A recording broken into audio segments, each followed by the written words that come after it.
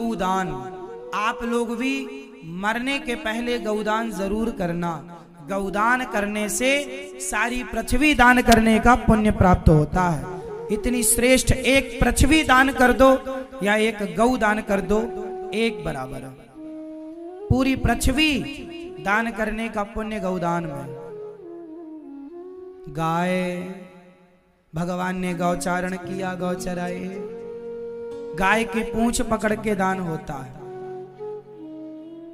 गाय की पूंछ पकड़ के हम बैतरणी, हमें याद है जब हम बचपन में गाय चराया करते थे और नदियों में बाढ़ आ जाया करती थी और गाय को चरने उस तरफ जाना होता था, तो गाय जब कूद जाए ना पानी में तो हम भी कूद जाते थे और गाय की पूंछ पकड़ते थे तो वो नदी पार लगा देती थी।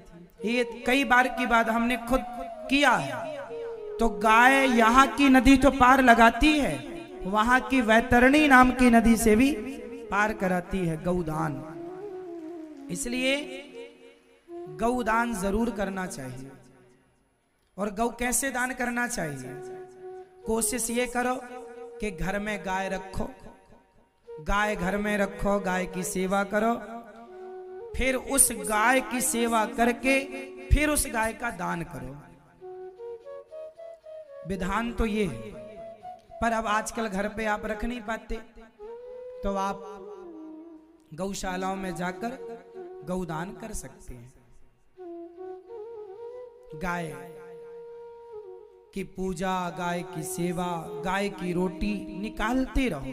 आप जब एक गौदान करेंगे ना तो सारी जिंदगी फिर एक रोटी उसके नाम की निकालते रहो।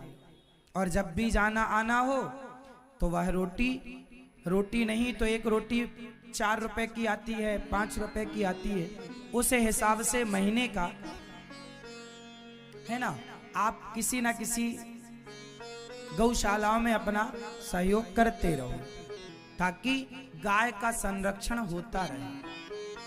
आज घर में गाय नहीं रखते, लेकिन एक दिन आएगा कि जैसे घर में गाड़ी की जरूरत आप लोगों को दिखने लगी है कि घर में एक गाड़ी तो हो, ऐसे वो दिन जरूर आएगा फिर से वापस कि एक दिन घर में गाय हो, ये जरूरत भी सबको दिखने लगेगी।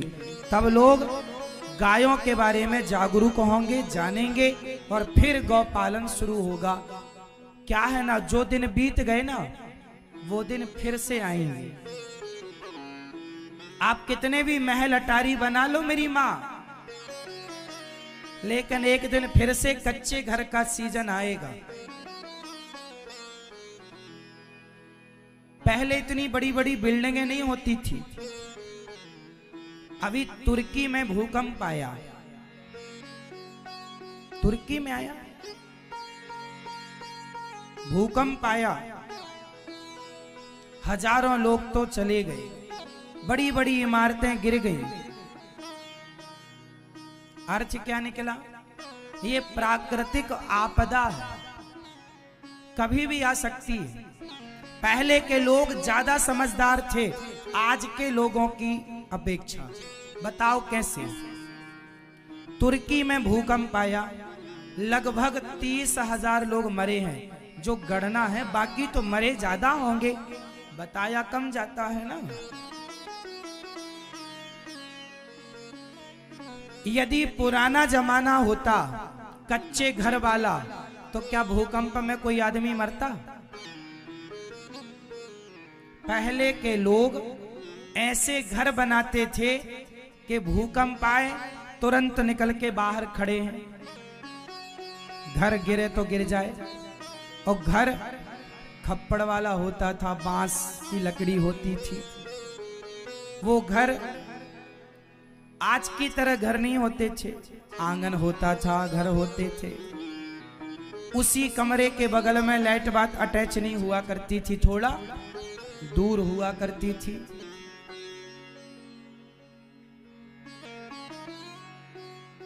है ना, वो प्रॉपर था।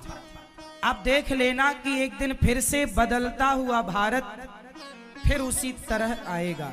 अच्छा, जब प्रकृति बदलाना, आप अपना कितना भी इंजीनियरिंग लगा लो, अपना आर्किटेक्ट लगा लो, लेकिन जब परमात्मा अपना हिसाब लगाएगा ना बराबर करके, फिर कहेगा अब रहो। जनसंख्या नियंत्रण या तो तुम कर लो या फिर भगवान पर छोड़ो। और जब भगवान करेंगे तो फिर उनकी ऐसे नियंत्रण होता। तो जो प्रकृति के साथ हम लोग खिलवाड़ करते चले जा रहे,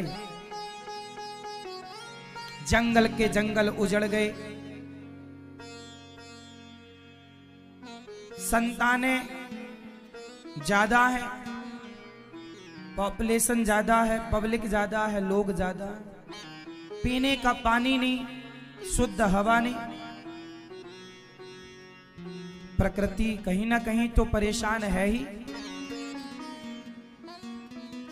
इसलिए हमें सामान्य जिंदगी जीनी चाहिए और एक गाय घर में जरूर रखो। गाय की जरूरत धीरे से आप सबको एक ना एक दिन समझ में जरूर आएगी। तब आप लोग गाय ढूंढेंगे ना, फिर नहीं मिलेगी गाय, तब फिर जो गौशालाओं में गायों का जिन लोगों ने संरक्षण किया है वहां से आपको गाय प्राप्त होगी। आप भी गौरी गोपाल गौशाला में जाइएगा, भारत की शुद्ध नस्ल देसी गाय गौरी गोपाल गौशाला में आपको गायों का दर्शन होगा। जाइएगा कभी, गायों का दर्शन कीजिएगा। राजा नृग पर कृपा की, पौंड्रक और काशी राज द्विविद पर कृपा की। पौंड्रक एक आदमी था, वो अपने आप को भगवान मानता था, मैं भगवान हूं। अच्छा बताइए, भगवान कितने होते हैं? मैया कितने भगवान होते हैं? 1 2 3 4 5 6 7 8। कितने भगवान होते हैं? कितने? एक। क्या नाम है एक का? हाँ, एक सज्जन ने हमसे पूछ लिया कि महाराज जी ये बताओ, साईं बाबा भगवान हैं या नहीं? आप लोग बताओ, साईं बाबा भगवान हैं कि नहीं? जोर से। हमने कहा साईं बाबा को एक साधु के रूप में आप देखो, संत के रूप में देखो, भगवान कोई और हो ही नहीं सकता। क्या आपके पिता 2 हो सकते हैं? बोलो, क्या आपके पिता 2 हो सकते हैं? जोर से। जब बाप 2 नहीं हो सकते तो भगवान 2 कैसे हो सकते? एको ब्रह्म द्वितीयो नास्ति, ईश्वर एक। आपके पति 2 हो सकते हैं क्या?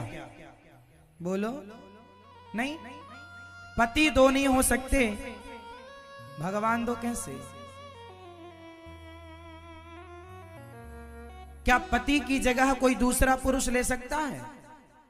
फिर जब पति की जगह कोई दूसरा पुरुष नहीं ले सकता तो भगवान की जगह कोई दूसरा बाबा कैसे ले सकता है? साधु संत के रूप में सबको प्रणाम करो।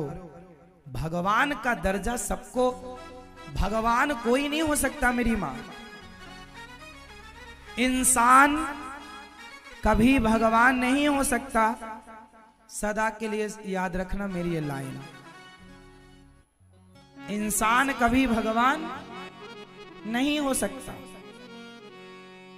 हम भगवान के दास हैं, चरणों की धूल हो सकते हैं, परंतु भगवान,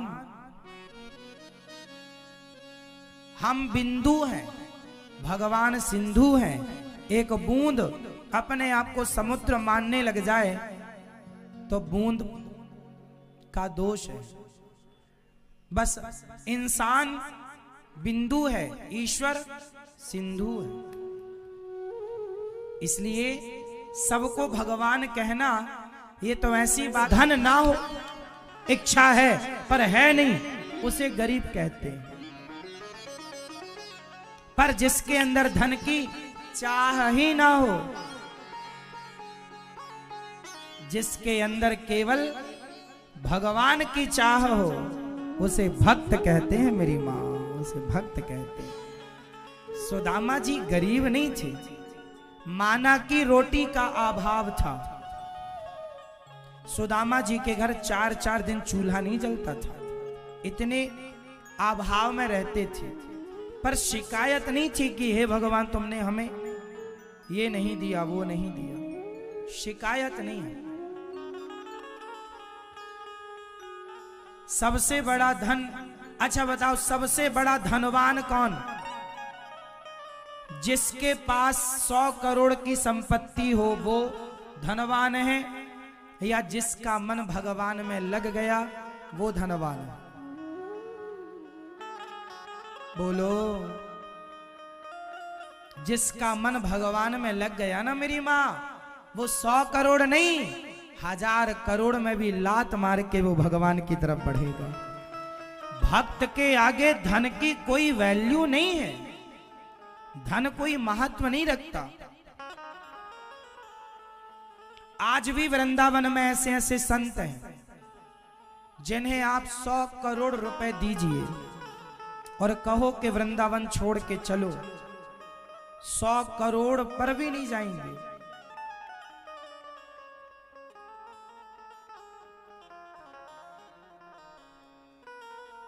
भगवान को छोड़कर वो और कुछ चाहते ही नहीं। इसलिए पैसे को महत्व तो लोभी देता है सरकार। काम ही नारी पियारी जिमी, लोभ ही के प्रिय दाम, तिमि रघुनाथ निरंतर, प्रिय लाग्यो मोहि राम। जैसे लोभी को धन प्रिय लगता है, कामी को स्त्री प्रिय लगती है, उसी तरह भक्त को भगवान प्रिय लगते हैं।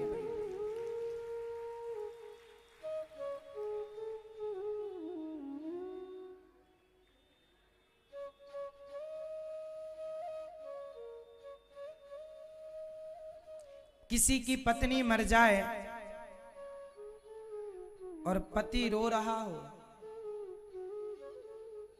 किसी की पत्नी ना रहे और पति रो रहा हो, तो सामान्य रोना तो ठीक है कि चलो गई है, साथ में रहते थे, प्रेम था, एक अटैचमेंट था, तो रो रहे हैं, सामान्य रोना अच्छा है। पर उसके लिए रोता ही रहे महीनों तक, सालों तक, तो उसका रोना बता रहा है कि वह पत्नी के लिए नहीं रो रहा है, पत्नी के साथ जो उसकी इच्छाएं थी, उसके रहते जो वो अपनी इच्छाएं पूरी करता था, अब वो किसके साथ इच्छाएं पूरी करे, उस अभाव के कारण रो रहा है। उसके रोने में अब उसकी पत्नी नहीं है, अब उसकी वासना है, इसलिए रो रहा है। इसलिए संसार के लिए वही रोता है जिसको संसार की वासनाएं सताती। धन के लिए कौन रोता है? बोलो।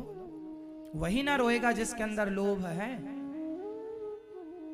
स्त्री पुरुष के लिए कौन रोता है? वही जिसके अंदर काम है। और भगवान के लिए कौन रोता है?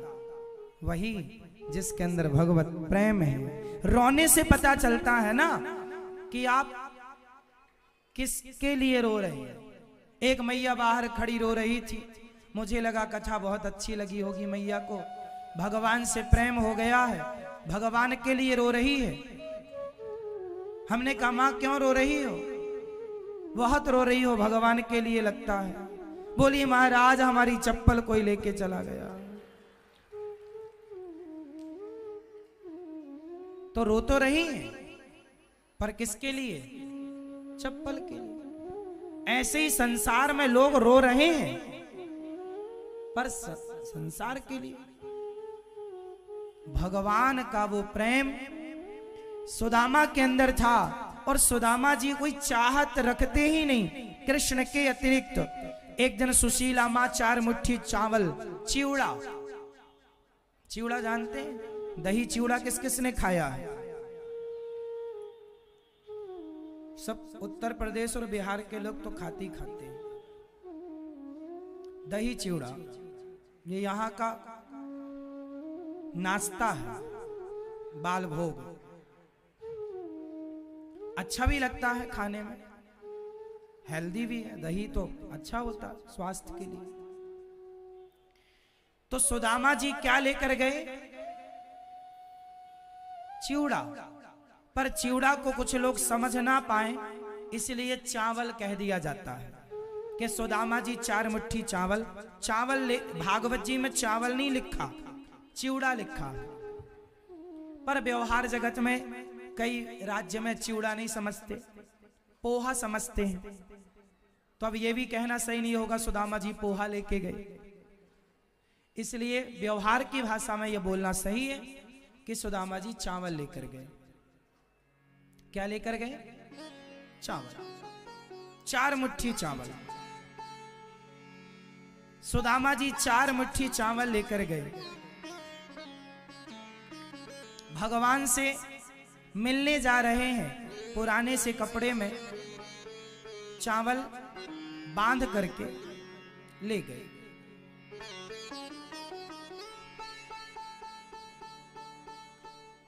चलते चलते चलते सुदामा जी थक गए, एक पेड़ की छांव में जाकर बैठे हैं। परंतु आगे बढ़ने की जिद इतनी है, रास्ता पता नहीं है सुदामा जी को जाना कहां है। पर चल रहे हैं, चले श्याम सुंदर से मिलने सुदामा, गाते हुए मन में हरे कृष्ण राम। सुदामा जी जा रहे हैं, चले श्याम सुंदर से मिलने सुदामा। चावल बगल में दबाए हैं, चल रहे हैं। भगवान को लगा ये सारी जिंदगी चलेंगे तो हमारे धाम तक नहीं पहुंच सकते। सुदामा इतने दुबले पतले थे, सारी जिंदगी चलते, अब ऐसी चाल से धीरे धीरे तो द्वारिका नहीं पहुंच सकते थे। चलना हमारा काम है, तुम कदम तो बढ़ाओ। तुम्हारे कदमों में मंजिल तक पहुंचने की जो सामर्थ्य है वो तुम्हारे कदमों में नहीं है, वो मंजिल तक पहुंचाने की ताकत भगवान ही देंगे। तुम केवल चल पड़ो, निकलो। भगवान को पाने का लक्ष्य बनाकर उस राह पर चलो। सुदामा चले तो भगवान कृष्ण गाड़ी लेकर के आ गए, बैलगाड़ी। बाबा राम राम। सुदामा जी राम राम भैया, राम राम। कहाँ जा रहे हो? भैया हम द्वारिका जा रहे हैं। क्यों? हमारे मित्र द्वारिका में रहते हैं, कृष्ण उनका नाम है। अब तो राजा हो गया है, हमारे साथ पढ़ा, एक स्कूल में ही थे हम लोग, एक गुरुजी क्या साथ में लकड़ी काटते थे। तो भगवान गाड़ी वाले बन करके आए हैं। बाबा तो तुम्हारा जो मित्र है तुम्हारे साथ पढ़ा है? हाँ, उज्जैन में हम लोग एक साथ पढ़ते थे। और तुम अब मिलने जा रहे हो? तुम्हारा मित्र कृष्ण है? हाँ हाँ, मैं भी जानता हूं कृष्ण को, वो तो राजा हो गए हैं और तुम तो रहे भिखारी। क्या तुम्हें पहचान लेंगे तुम्हारे मित्र? सुदामा बोले देखो, मित्र तो बड़ा हो गया है, बड़ा आदमी है, पता नहीं मुझे गरीब को पहचानता है कि नहीं, परंतु चल के एक बार मिल लूं, नहीं पहचानेगा तो वापस आ जाऊंगा। दूर से ही सही अपने मित्र को जी भर के देख तो लूंगा, कैसा है, बदला कि नहीं बदला। बाबा वैसे लोग पहचानते नहीं है, बड़े पद पर जाने के बाद कोई किसी को थोड़ी पहचानता है। सुदामा जी बोले नहीं, जो मेरा मित्र है ना, मेरा कन्हैया, वो सब लोगों की तरह नहीं है, उसमें कुछ अलग है। मुझे विश्वास है, मुझे वो जरूर पहचानेंगे। तो भगवान जो गाड़ी वाले के रूप में आए, भगवान ने कहा अच्छा बाबा, मैं भी द्वारिका ही जा रहा हूं, बुरा ना मानो तो कहूं? हाँ हाँ कहो। सुदामा जी बोले अपनी गाड़ी में क्या मुझे एक छोटी सी जगह दोगे? हाँ हाँ पूरी जगह लो। सुदामा जी बोले किराया तो नहीं लोगे? लूंगा, किराया तो लूंगा, फ्री में कैसे? सुदामा जी बोले तो फिर जाओ, हम पैदल आ रहे हैं। क्यों? सुदामा जी बोले हमारे पास किराया नहीं है देने का, बिठालना हो तो बिठाओ, नहीं तो राम राम। अच्छा चलो आओ बैठो।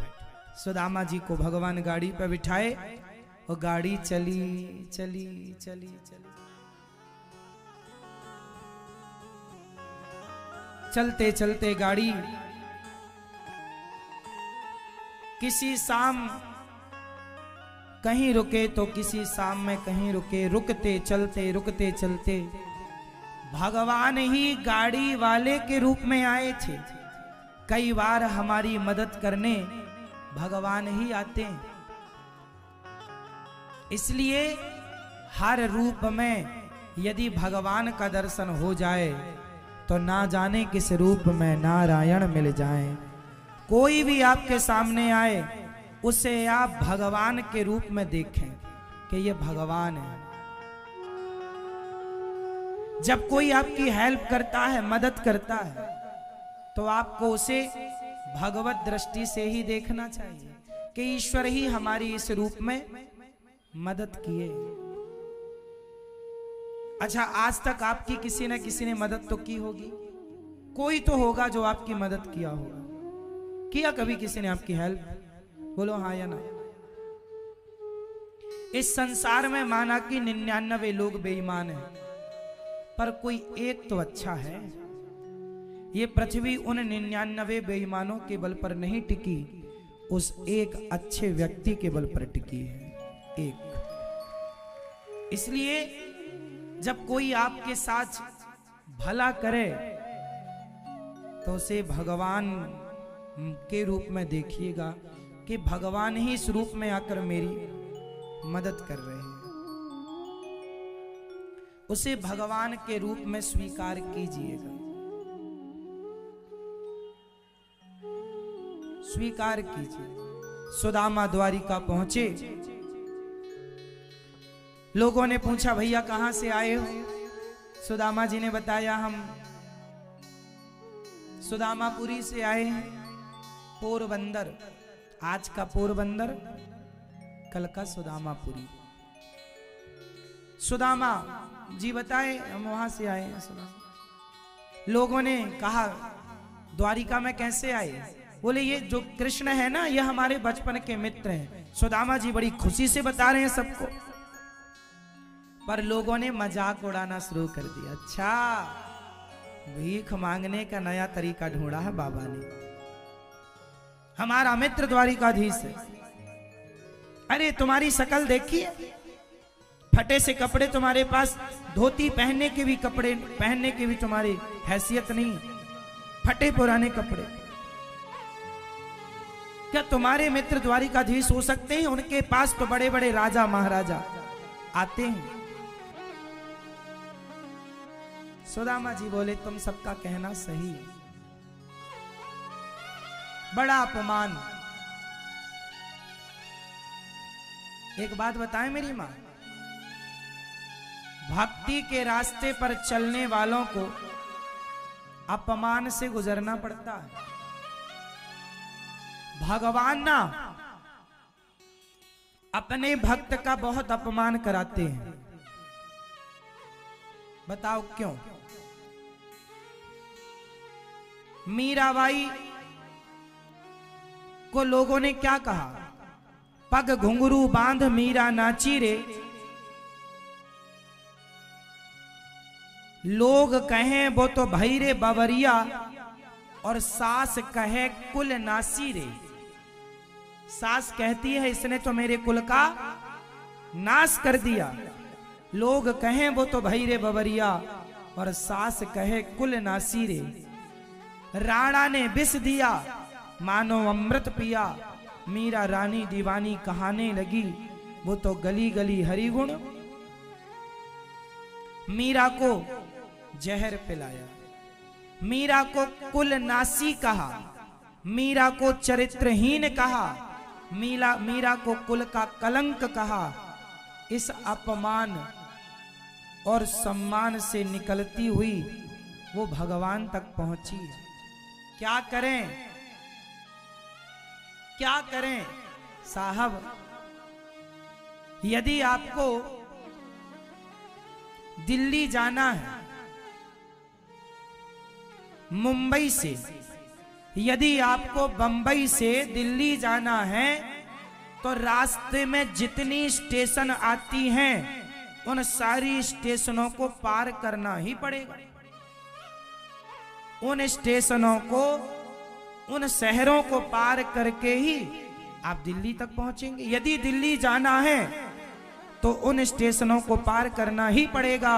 उसी तरह ईश्वर तक जाना है तो अपमान और सम्मान के स्टेशनों को पार करना ही पड़ेगा। इस रास्ते से गुजरना ही पड़ेगा। आप सोचें कि मेरा अपमान ना हो और भगवान मिल जाए, तो एक का नाम बता दो जिसका अपमान ना हुआ और भगवान मिले हो। आपका हमें हमारे भगवत प्राप्ति में उस रास्ते से हमें विचलित नहीं कर सकता। यदि विचलित कर रहा है तो अभी आपकी भक्ति कच्ची। पकाओ पकाओ पकाओ। गालियां तो मिलेंगी साहब, अपमान तो मिलेगा।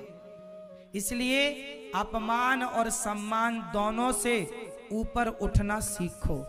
यदि भगवान को पाना है तो ना अपमान ना सम्मान, दोनों एक तरह से। सम्मान में उलझने वाला व्यक्ति भी भगवान तक नहीं पहुंचेगा और अपमान में उलझने वाला भी भगवान तक। दोनों ही बंधन है। गुण दोष दृश्य दोषा, दोनों क्या है?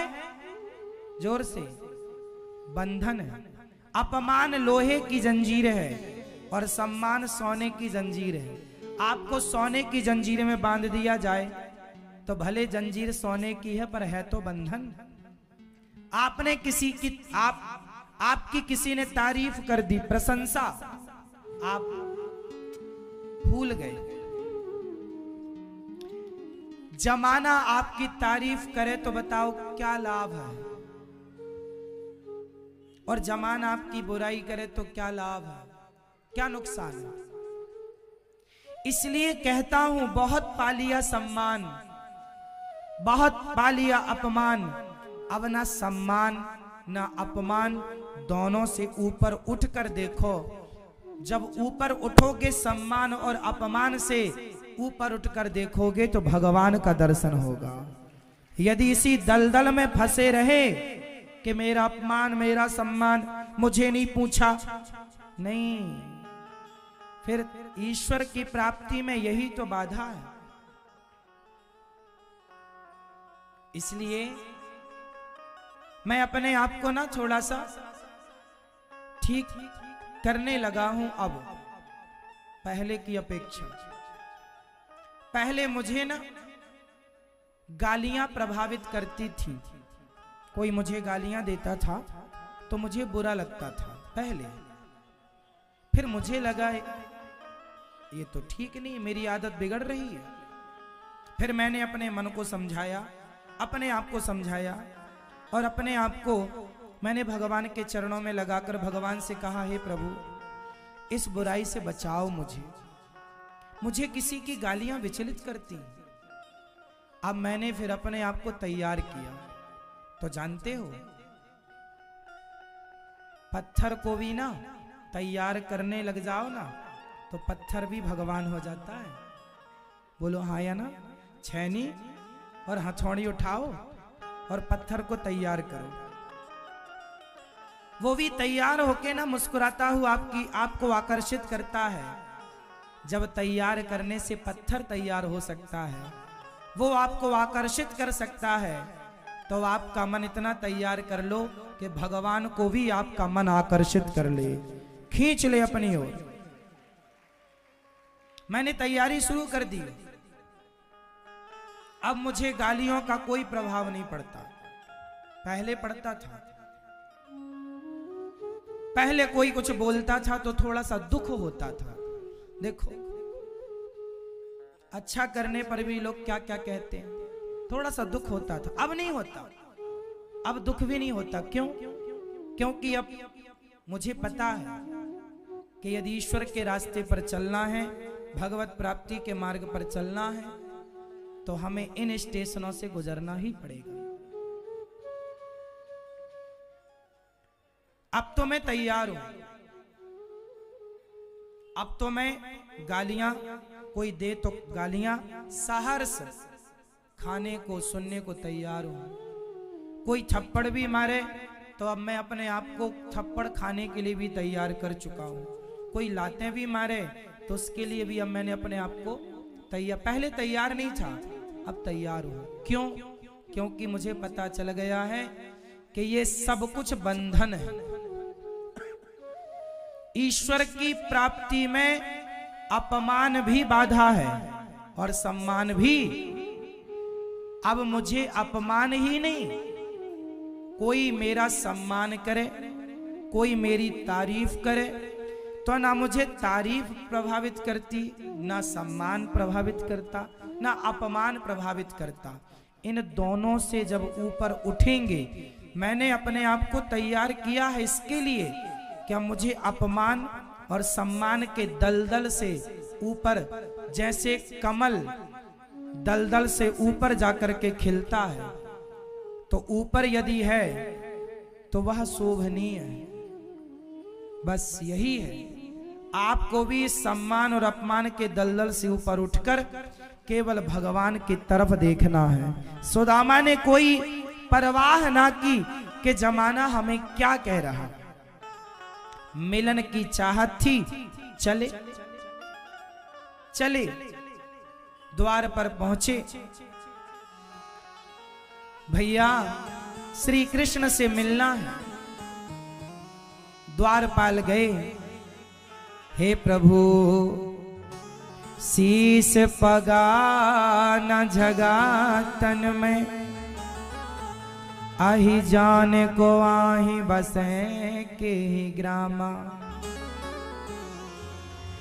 धोती फटी सिलटी दुपटी, अरुपाय उपासन की नहीं सामा,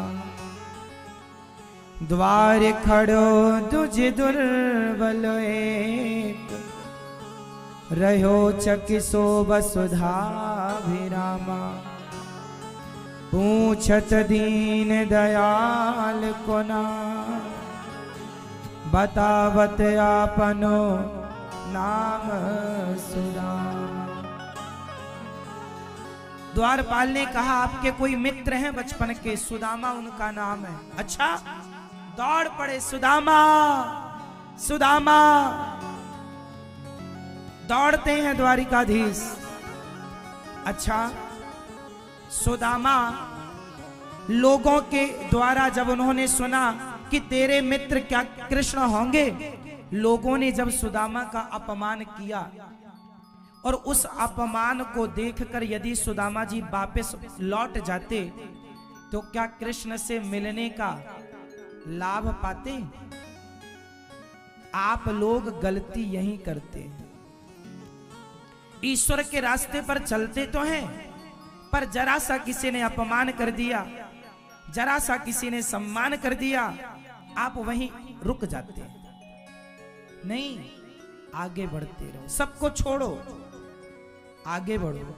आगे बढ़ोगे तो कृष्ण बाहें फैलाए, भुजा फैलाए, आपको गले से लगाने के लिए आपका इंतजार कर रहे हैं। सुदामा सुदामा मित्र सुदामा। सुदामा वापस जाने लगे, इतने दिनों के बाद आया हूं, पता नहीं पहचानते हैं कि नहीं। आवाज आई, पलट कर देखा, वही घुंघराले से बाल, वही छटा, वही सुंदर सी मुस्कान। दौड़ पड़े द्वारिकाधीश और उन्होंने सुदामा को गले से लगाया। गले से लगाया। सुदामा ने कहा, मित्र तुमने बड़ी देर लगा दी आने में। रोते हुए गोविंद ने कहा, मित्र देर हमने नहीं, देर तो आपने लगा दी द्वारिका आने में। ले जाकर अपने आसन पर बिठाया और नेत्रों के जल से देखे सुदामा की दीन दशा, करुणा करके करुणा दे दो है। पानी परात को हाथ छुओ नहीं, नैनन के जल से पग धोए। पानी परात को हाथ छुओ नहीं, नैनन के जल से पग धोए। देखे सुदामा की दीन दशा, करुणा करके करुणा दे दो है। पानी परात को हाथ छुओ नहीं, नैनन के जल से पग धोए। पानी परात को हाथ छुओ नहीं, नैनन के जल से पग धोए। पानी परात को हाथ छुओ नहीं, नैनन के जल से पग धोए। पानी को छुआ नहीं, सुदामा जी के चरणों को नेत्रों के जल से धोए। पांव के छाले उनकी प्रेमा भक्ति तो देखो।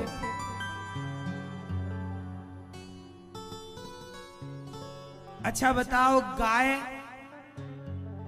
बछड़े से ज्यादा प्यार करती है या बछड़ा गाय से प्यार करता है? गाय प्यार करती है बछड़े से या बछड़ा?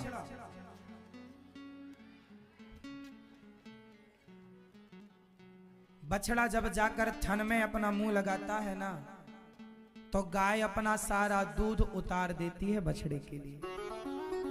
हाँ,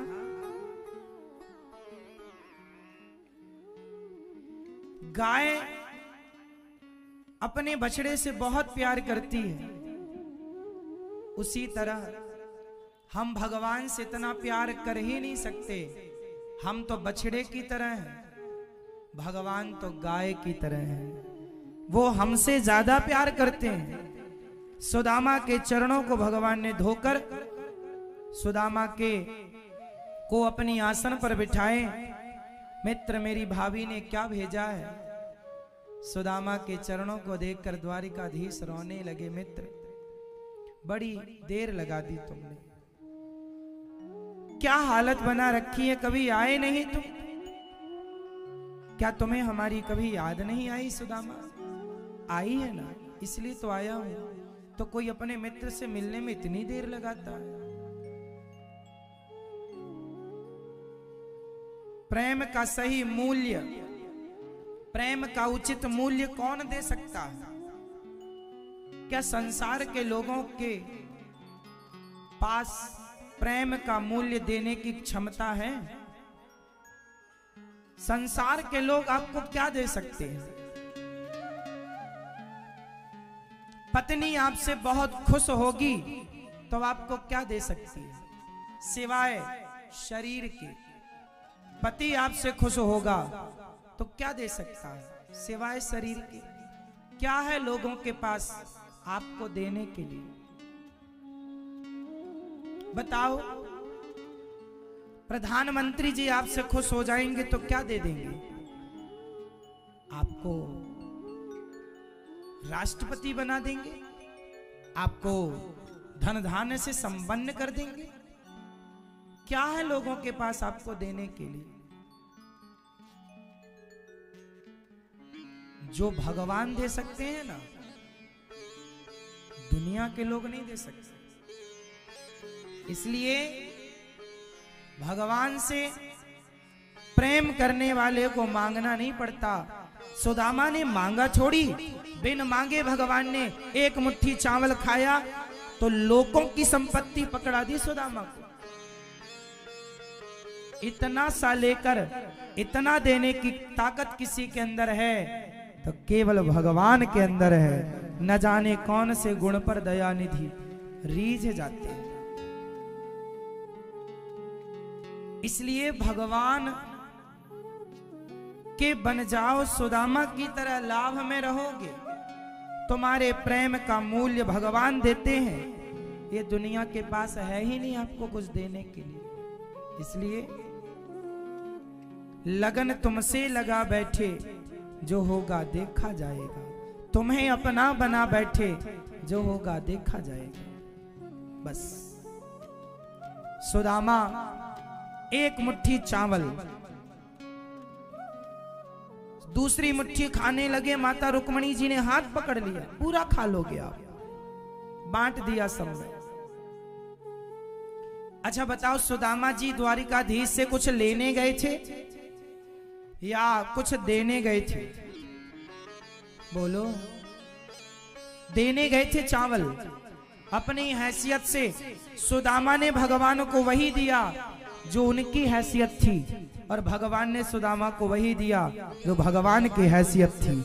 आप अपनी हैसियत से देते हैं तो वो अपनी हैसियत से देता है। तुम अपनी क्षमता से दो, वो अपनी क्षमता से देगा। सुदामा मुट्ठी भर चावल, इसलिए कहता हूं सुदामा ने अन्न दान दिया है। सुदामा के उस चिवड़े को, चावलों को भगवान ने वैसे ही खा लिया। अन्न दान इसलिए तो कहा है श्रेष्ठ। सुदामा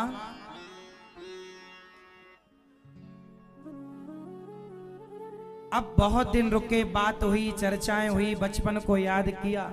सुदामा वापस जाने लगे। जब सुदामा जाने लगे ना, तो द्वारिकाधीश ने रोका नहीं। जब गए तो अपने उन झोपड़ी को, सोने के महल विश्वकर्मा जी को भेजकर भगवान ने सुदामा जी की नगरी सुसज्जित कर दी। सुदामा ने कहा, प्रभु मुझे अभिमान आएगा तो मैं इस कुटिया पर प्रवेश नहीं करूंगा। भगवान ने प्रकट होकर कहा, मित्र अब यहां तुम्हें अभिमान नहीं आएगा। और बिना अभिमान के सुदामा ने मुट्ठी भर चावल के बदले बहुत कुछ पाया। सैकड़ों वर्षों तक राज्य किया। अंत में वो भगवत धाम को गए। इसके बाद भगवान कुरुक्षेत्र में पहुंचे हैं और अपनी गोपियों से भेंट किए। माता देवकी के 6 पुत्रों को भगवान लौटाए। भृगु जी त्रिदेवों की परीक्षा की। भगवान ने चरण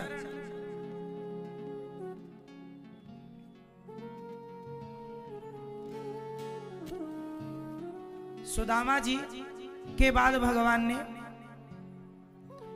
देवकी मां के 6 पुत्रों पर कृपा की। भृगु जी ने लात छाती पर मारी। भगवान ने चरण सहलाते हुए कहा, मेरे चरण बड़े कोमल, आपके चरण बड़े कोमल, मेरी छाती बड़ी कठोर थी, कहीं आपको चोट तो नहीं लग गई। सांब का पेट में कपड़ा बांध कर जाना, संतों का अपमान करना, आपस में लड़के मरने का श्राप लगना, मूसल का निकलना और उससे चूर्ण करके फेंकना, नव योगेश्वरों का संवाद, दत्तात्रेय जी के 24 गुरुओं की कथा। पृथ्वी वायु आकाश मापो अग्नि चंद्रमा रवि कपोतो जगरः सिंधु पतंगो मधुकृत गजः मधुहा हरिणो मीनः पिंगला कुरोर्भकः कुंवारी शर्कृत सर्प ऊर्ण नाभि शुपेशकृत। दत्तात्रेय जी ने 24 गुरु बनाए। पृथ्वी वायु अग्नि आकाश जल सबको गुरु बनाया और एक एक शिक्षा पाई। पृथ्वी को गुरु बनाकर क्या सीखा? सहनशीलता। पृथ्वी सहनशील है, हमें क्या होना चाहिए? सहनशील। वायु सुगंध दुर्गंध सबसे गुजरती है, आसक्त नहीं होती। आप अच्छाई बुराई सब में रहो, पर आप पर अच्छाई बुराई का कोई प्रभाव ना पड़े, भक्ति के प्रभाव में ही रहो। अग्नि जैसे सब कुछ जलाकर भस्म करती है, आपको भी अपना अपमान सम्मान जलाकर। अच्छा ये बताओ, हम आपका सम्मान कर दें तो आपको कितने दिन तक याद रहता है? आपका कोई सम्मान करे तो आपको कितने दिन तक याद रहेगा? बहुत दिन तक। और आपका कोई अपमान कर दे तो आपका अपमान भी आप बहुत दिनों तक याद रखते हैं, और आप सम्मान भी आप बहुत दिनों तक याद रखते हैं। पर दत्तात्रेय जी कहते हैं, मैंने अग्नि को गुरु बनाकर सीखा, जैसे अग्नि में कुछ भी डालो वो जलाकर स्वाहा कर देती है, उसी तरह आप भी अपने सम्मान और अपने अपमान को जलाकर भस्म कर दो। जब ये अपमान और सम्मान जलाकर भस्म कर दोगे तो ईश्वर के योग्य आप हो जाओगे। आप भगवान के योग्य तब तक नहीं है जब तक आप अपमान और सम्मान के बंधन में बंधे। प्रभास क्षेत्र में सारे यादव आपस में लड़कर के मरे हैं। भगवान ने अनिरुद्ध के बेटे वज्रनाभ को बचा कर रखा, जिनकी आज समस्त यादव उनकी संतान है। भगवान अब अपनी लीला को पूरी करते हैं। 125 वर्ष की लीला पूरी हुई। भगवान अपने पूरे परिकर को गोपियां, यशोदा, नंद बाबा, वसुदेव, देवकी, ब्रजवासी, गोल ग्वालवाल, राधा रानी, सबको परम धाम विमानों पर बिठा बिठा कर ठाकुर जी सबको परम धाम गौलोक धाम पहुंचा रहे हैं। 125 वर्ष की लीला संपूर्ण होने पर भगवान अब जाने लगे। तो भक्तों ने कहा, प्रभु आप चले जाएंगे तो हम आपके बिना कैसे रहेंगे? भगवान बोले, मैं जा नहीं रहा, मैं इस भागवत जी में समा रहा हूं। जहां जहां ये भागवत होंगी वहां वहां मैं प्रकट होकर अपने भक्तों का दुख दूर करता रहूंगा। भगवान कहीं गए नहीं, भागवत जी में समा गए। भगवान कहीं गए नहीं, भागवत जी में समा गए। इसलिए जब आप लोग भागवत सुनते हैं तो आप भगवान को सुनते हैं, और जो भगवान को सुनता है भगवान उनकी सुनते हैं। इसलिए भागवत जरूर करानी चाहिए। भागवत अपने, जैसे आज यहाँ भागवत जी का पोथी पाठ संपन्न हुआ। आज भक्तों ने भागवत जी का पोथी पाठ यहाँ रखवाया हुआ था, और आज वो पोथी पाठ संपन्न हुआ। आप लोग भी अपने पूर्वजों के लिए पोथी पाठ करवा सकते हैं। अभी 9 मार्च से यहाँ भागवत जी की पोथी बैठने जा रही है। आगामी आप भी अपना पाठ, भागवत जी का संपूर्ण पाठ, एक भागवत जी की पोथी अपनी ओर से रखवाकर आप भी भागवत जी कराकर आप भी इस पुण्य के कार्य से जुड़ सकते हैं। अपने पितरों के लिए, अपने घर की सुख शांति के लिए आप भी भागवत जी की पोथी पाठ करा सकते हैं। भागवत जी की पोथी पाठ का संकल्प आप लीजिए। आज जिन्होंने भागवत जी का पाठ कराया है, जो प्रसाद आपको दिया गया है, वो भागवत जी का पाठ आप लोग अपने घर में ले जाकर बच्चों को दीजिए। जो यहाँ ना आ पाए, वो भागवत जी का प्रसाद आपके घर तक, आपके एड्रेस पर पहुंचेगा। तो आप भी भागवत जी के इस पाठ से जरूर जुड़िए। आप भी अपने पूर्वजों के लिए, अपने घर की सुख शांति के लिए भागवत जी की पोथी पाठ कर सकते हैं। 9 मार्च से 15 मार्च तक आप इस कार्य से जुड़ें। और ये कथा जो आप अपने मोबाइल, यूट्यूब पर सुन रहे हैं, टीवी पर, आप इसे अपने मोबाइल पर भी सुन सकते हैं।